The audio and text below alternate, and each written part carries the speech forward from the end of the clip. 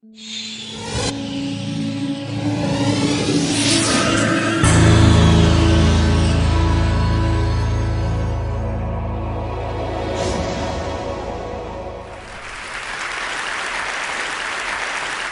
a bug lover myself, not from childhood, by the way, but rather late.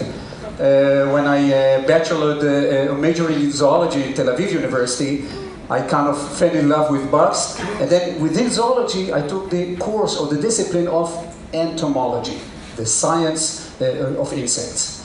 And then I thought myself, how can I be practical or help in the science of entomology? And then I moved to the world of plant protection. Plant protection from insects, from bed bugs. And then, within plant protection, I came into the discipline of biological pest control, which we actually define as the use of living organisms to reduce populations of noxious plant pests. So it's a whole discipline in plant protection that aiming at reduction of chemicals. And biological pest control, by the way, or these good bugs that we are talking about, they exist in the world for thousands and thousands of years. For a long, long time. But only in the last 120 years, people started, or people knew more and more how to exploit or how to use this biological control phenomenon, or in fact, natural control phenomenon to their own needs. Because biological control phenomena, you can see it in your backyard. Just take a magnifying glass. You see what I have here? That's a magnifier. Times 10. Yeah? Times 10. You just open it. You just twist leaves. And you see a whole new world of minute insects or little spiders of 1 millimeter, 1.5, 2 millimeters long. And you can distinguish between the good ones and the bad ones. So this phenomenon of natural control exists literally everywhere. Here in front of this building, I'm sure. Just have a look at the plants. So it's everywhere, and we need to know how to exploit it. Well, let us go just hand by hand and browse through just a few examples. What is a pest, what damage it actually inflicts on the plant, and what is the natural enemy, the biological control agent, or the good bug that we are talking about. In general, I'm going to talk about insects and spiders, or mites, let us call them. Insects, those 6-legged organisms, and spider or mites, the 8-legged organisms. Let's have a look at that. Here is a pest, devastating pest, a spider mite, because it has a lot of webbing, like a spider.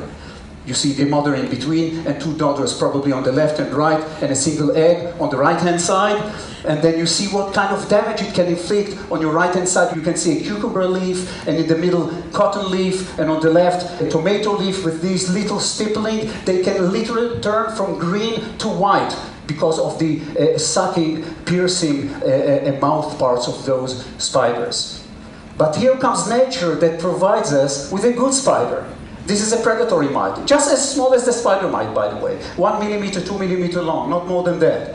Running quickly, hunting, chasing the spider mites. And here you can see this lady in action. On your left-hand side, just pierces, sucks the body fluids on the left-hand side of the pest mite, and after 5 minutes, this is what you see. Just typical dead corpse, shriveled, sucked out dead corpse of the spider mite, and next to it, 2 satiated individuals of predatory mice, a mother on the left-hand side, a young nymph on the right-hand side. By the way, a meal for them for 24 hours are about 5 individuals of the spider mites, of the bad mites, and or 15 to 20 eggs of the pest mites. By the way, they are hungry, always.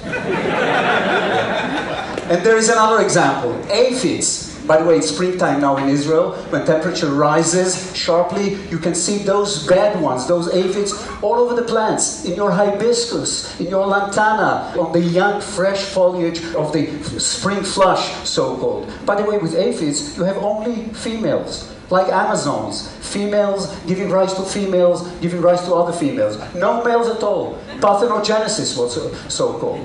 And they are very happy with that, apparently. And here you can see the damage. Those aphids secrete some sticky, sugary liquid called honeydew. And this just clogs the upper parts of the plant. Here you see a typical cucumber leaf that turned actually from green to black because of a black fungus, sooty mold, which is covering it. And here comes the salvation through this parasitic wasp. Here we are not talking about a predator, here we are talking about a parasite. Not a two-legged parasite, but an eight-legged parasite, of course. Yeah? This is a parasitic wasp, again, 2 meters long, slender, a very quick and sharp flyer. And here you can see this parasite in action, like in an acrobatic maneuver. She stands vis-a-vis in front of the victim on the right-hand side, bending its abdomen and inserting a single egg into the body fluids of the aphid. By the way, the aphid tries to escape. She kicks and bites and secretes different liquids, but nothing will happen. In fact, only the egg of the parasitoid will be inserted into the body fluids of the aphid. And after a few days, depends upon temperature, the egg will hatch, and the larva of this parasite will eat the aphid from the inside. And this is all natural. This is all natural. This is not fiction, nothing at all. Again, in your backyard. In your backyard. Absolutely. And this is the end result. This is the end result. Mummies. M-U-M-M-Y. This is the visual result of a dead aphid encompassing inside, in fact, a developing parasitoid that after a few minutes, you see halfway out, the birth is almost complete. You can see it, by the way, in different movies, etc. And it takes just a few minutes. And if this is a female, she will immediately mate with a male, and off she goes, because time is very short. This female can live only 3 to 4 days, and she needs to give rise to around 400 eggs. That means she has 400 bad aphids to put her eggs into their body fluids. And this is, of course, not the end of it. There is a whole wealth of other natural enemies, and this is just the last example. Again, we'll start first with the pest, the thrips. By the way, all these weird names, huh? I didn't bother you with the Latin names of these creatures. Okay, just the popular names. But this is a nice, slender, very bad pest. If you can see this, sweet peppers. This is not just an exotic ornamental sweet pepper. This is a sweet pepper which is not consumable because it is suffering from a viral disease transmitted by those thrip adults. And here comes the natural enemy, minute pirate bug. Minute because it is rather small. Yeah? Here you can see the adult, black, and 2 young ones. And again, in action, this adult pierces the thrips, sucking it within just several minutes, just going to the other prey, continuing all over the place. And if we spread those minute pirate bugs, the good ones, for example, in a sweet pepper plot, they go to the flowers and look, this flower is flooded with predatory bugs, with the good ones, after wiping out the bad ones, the thrips. So this is a very positive situation, by the way. No harm to the developing fruit, no harm to the fruit set, everything is justified under these circumstances. But again, the question is, here you saw them on a one-to-one basis, the pest, the natural enemy. What we do is actually this. In the northeast Israel, in Kibbutz Eliyahu, there is a facility that mass produces those natural enemies. In other words, what we do there, we amplify the natural control or the biological control phenomenon. And in 30,000 square meters of state-of-the-art greenhouses, there we are mass producing those predatory mites, those minute pirate bugs, those parasitic wasps, etc., etc. Many different parts. By the way, they have a very nice landscape. You see the Jordanian mountains on one hand, and the Jordan Valley on the other hand, and a good, mild winter, and a nice, hot summer, which is an excellent condition to mass produce those creatures. And by the way, mass production, it is not genetic manipulation. There are no GMOs, genetically modified organisms whatsoever. We take them from nature, and the only thing that we do, we give them the optimal conditions under the greenhouses or in the climate rooms in order to proliferate, multiply, and reproduce. And that's what we get, in fact. You see under a microscope You see on the upper left corner, you see the single predatory mite, and this is a whole bunch of predatory mites. You see in this ample, you see this one. I have 1 gram of those predatory mites. 1 grams, 80,000 individuals. 80,000 individuals are good enough to control 1 acre, 4,000 square meters of a strawberry plot against spider mites for the whole season of almost 1 year. And we can produce from this, believe you me, several dozens of kilograms on an annual basis. So this is what I call amplification of the phenomenon. And no, we do not disrupt the balance. On the contrary, because we bring it to agricultural plot where the balance was already disrupted by the chemicals. Here we come with those natural enemies in order to reverse a little bit the wheel and to bring more natural balance to the agricultural plot by reducing those chemicals. That's the whole idea. And what is the impact? In this table you can actually see what is an impact of a successful biological control by good bugs. For example, in Israel, where we employ more than 1,000 hectares, 10,000 dunams in Israeli terms of biological pest control in sweet pepper under protection, 75% of the pesticides were actually reduced. And in the Israeli strawberries, even more, 80% of the pesticide, especially those aimed against pest mites in strawberries. So the impact is very strong. And there goes the question, especially if you ask growers, agriculturists, why biological control? Why good bugs? By the way, the number of answers you get equals to the number of people you ask. But if we go, for example, to this place, southeast Israel, the Arava Valley, along the Great Rift Valley, where the really top-notch, the pearl of the Israeli agriculture is located, especially under greenhouse conditions or under screenhouse conditions. If you drive all the way to Eilat, you see this, just in the middle of the desert.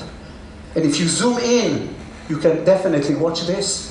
Grandparents with their grandchildren distribute the natural enemies, the good bugs, instead of wearing special clothes and gas masks and apply chemicals. So safety with respect to the application, this is number 1 answer that we get from growers, why biological control? Number 2, many growers are in fact petrified from the idea of resistance, that the pests will become resistant to the chemicals. Just in our case, that bacteria become resistant to antibiotics. It's the same, and it can happen very quickly. Fortunately, in the biological control or in the natural control, resistance is extremely rare. It hardly happens, because this is evolution. This is the natural issue. Unlike resistance, which happens in the case of chemicals. And thirdly, public demand. Public demand, the more the public demands reduction of chemicals, more growers become aware of the fact they should, wherever they can and wherever possible, replace the chemical control with biological control. Even here, there is another grower, you see, very interested in the bugs, the bad ones and the good ones, wearing this magnifier already on her head, just walking safely in her crop. Finally, I want to get to my vision, or in fact to my dream. Because you see, this is the reality. Have a look at the gap. If we take the overall turnover of the biocontrol industry worldwide, is $250 million. And look at the overall pesticide industry in all the crops throughout the world. I think it's times 100 or something like that, 25 billion. So there's a huge gap to bridge. So actually, how can we do it? How can we bridge, or let's say narrow this gap in the course of the years? First of all, we need to find more robust, good and reliable biological solutions. More good bugs that we can either mass produce or actually conserve in the field. Secondly, to create even more intensive and strict public demand to reduction of chemicals in the agriculture of fresh produce. And thirdly, also to increase awareness by the growers to the potential of this industry. And this gap really narrows. Step by step, it does narrow. So I think my last slide is, all we are saying, we can actually sing it. Give nature a chance. So I'm saying it on behalf of all the biocontrol practitioners and implementers in Israel and abroad. Really give nature a chance. Thank you.